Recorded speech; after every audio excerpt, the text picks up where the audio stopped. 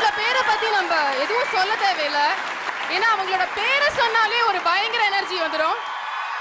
இளைய தளபதி விஜய் அவர்களை மேடைக்கு வரவேற்கிறோம்.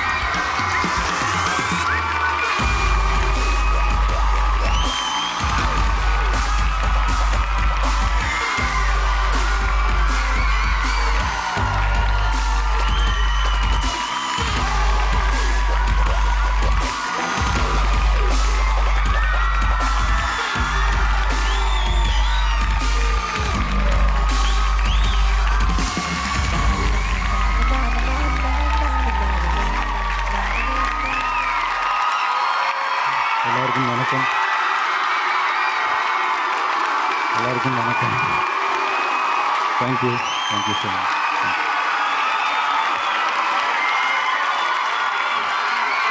தேங்க்யூ.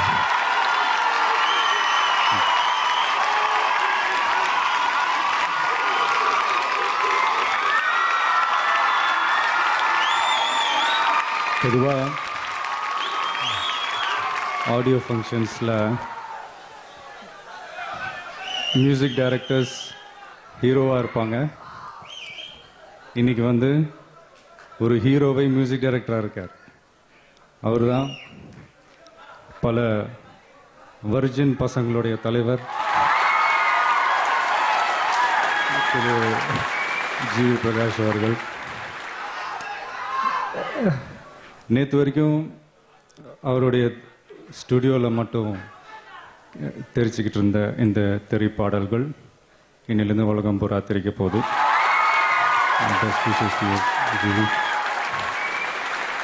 அடுத்து இன்னொரு முக்கியமான ஒரு ஹீரோ.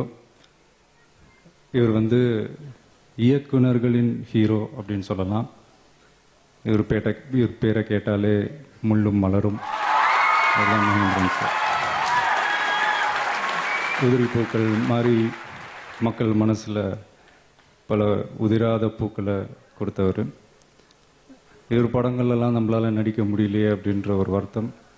ஆனால் என் படத்தில் அவங்க நடித்து அந்த ஆசையை போக்கிட்டாங்க. So thank you so much sir.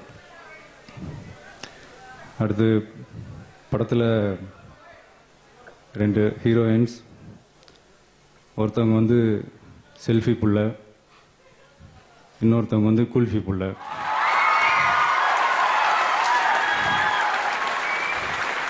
முக்கியத்துவம்னு கேட்டால் சமந்தா, ஏமி ஜாக்சன் 2 பேருமே சமந்தான்.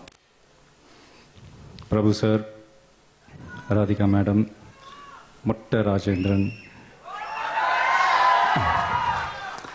மீனா, அவங்களுடைய டாட்டர் நயனிகா, என்னுடைய டாட்டராக ஃபஸ்ட் டைம் ரொம்ப க்யூட்டாக நடிச்சிருக்காங்க. அவங்களுக்கும் கேமராமேன் ஜார்ஜ்,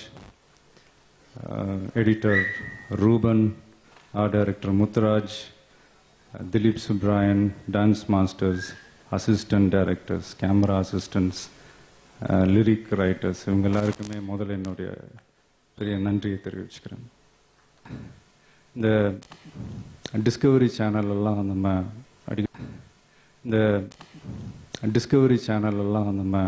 அடிக்கடி பார்ப்போம். ஒரு புலி வந்து ஒரு மான் கூட்டத்தை வந்து திரிச்சு ஓட வைக்கும். அப்படி ஓடும் போது குறிப்பிட்ட ஒரு மானை மட்டும் தனிமைப்படுத்தி அதை துரத்தி கடைசியில் பிடிக்கும்.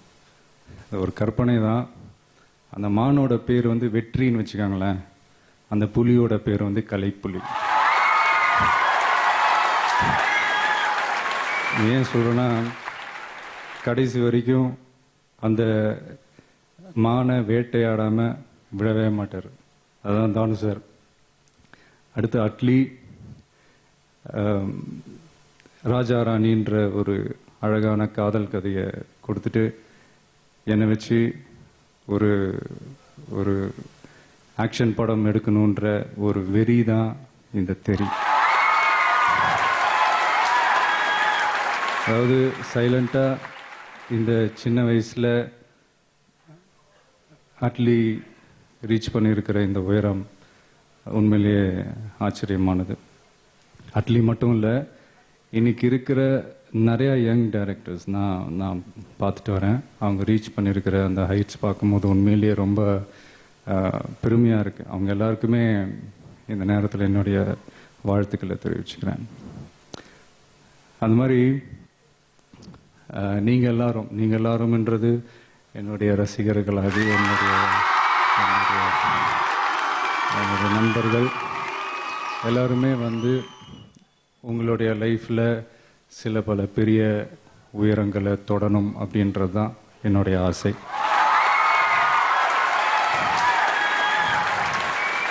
எப்பவுமே அடுத்தவங்க தொட்ட உயரத்தை நீங்கள் இலக்கா வச்சுக்காதீங்க, நீங்கள் தொட்ட உயரத்தை அடுத்தவங்களுக்கு இலக்காக.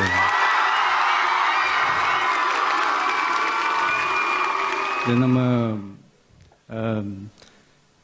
சில இந்த கிரிக்கெட் மேட்சஸ்லாம் கூட நம்ம பார்ப்போம். ஒரு 150 ரன் அடிக்கணும்னா முன்னாடிலாம் 50-60 ஓவர் வரைக்கும் தேவைப்பட்டுச்சு. இப்போலாம் 20 ஓவரில் சர்வசாதாரணமாக 300 ரன் அடிச்சுட்டு போயிட்டே இருக்காங்க. ஸோ அந்த மாற்றம். அடுத்து நான் ஏன் சொல்ல வரேன்னா, எல்லாருமே உங்கள் லைஃப்பில் அதாவது இந்த கர்வமே இல்லாமல் வளரணும் அப்படின்றது தான். அதுக்கு ஒரு சின்ன உதாரணம் படித்த விஷயந்தான். முன்னாள் அதிபர் மாவோ அவர் வந்து இந்த மாதிரி எங்கேயோ ரோட்டில் போயிட்டு இருக்கும்போது ரோட்டோரத்தில் ஒரு சின்ன பையன் இந்த தலைவர்கள் படங்கள்லாம் வச்சு விற்றுக்கிட்டு இருந்ததை பார்த்தாரு. உத்து கவனிப்போ எல்லா படமும் அவருடைய படமாகவே தெரிஞ்சுது. ரொம்பவே கர்வப்பட்டார். ஸோ அந்த கர்வத்தெல்லாம் பெருசாக காட்டிக்காமல் அந்த பையனை கூப்பிட்டு, தம்பி நீ என்னதான் என் மேலே உனக்கு இவ்வளோ பாசம் மரியாதை என்னதான் இருந்தாலும் நீ என் படத்தை மட்டும் நீ விற்கிறது தப்புப்பா, மற்ற தலைவர்கள் படங்களையும் நீ சேர்த்து விற்கணும் அப்படின்னு சொன்னார். அதுக்கு அந்த பையன் சொன்ன பதில் தான், அதெல்லாம் எப்போ விற்று போச்சுங்க, இதெல்லாம் தான் விற்காம கிடைக்காது. ஸோ அதனால் இது